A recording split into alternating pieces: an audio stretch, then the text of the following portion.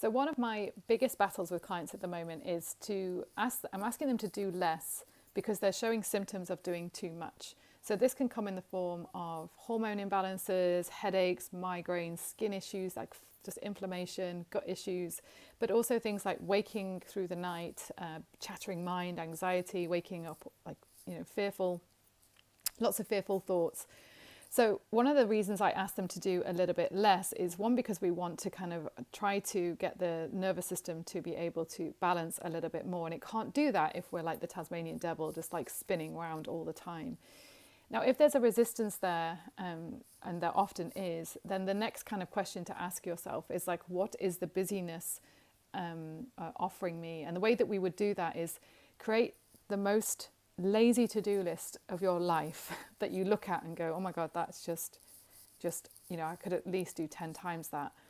And try and stick to it and try and maintain the boundaries around it in the workplace, in the home, even with your health. Like, try and simplify everything. This is exactly what we're doing in Mindful Body Method. Get it to a point where you're like embarrassed. It's so easy to do. And then see what happens when you stick to that. And what you'll find is that underneath all the doing was some things that you didn't want to feel.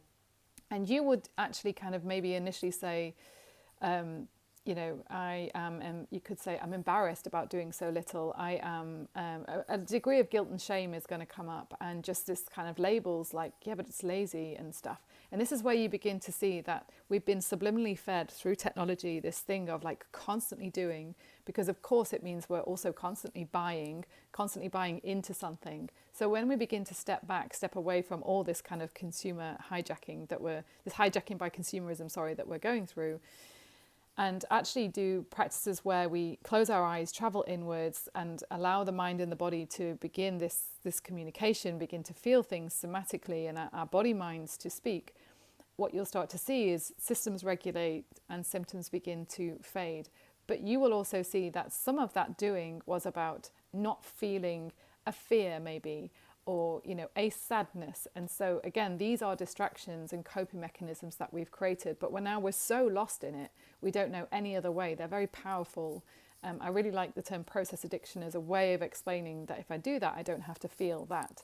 So again, if we just do these small doses, you don't have to give up all of the doing necessarily, but scale it back first and sit with the discomfort and feel it somatically. What does it bring up for you?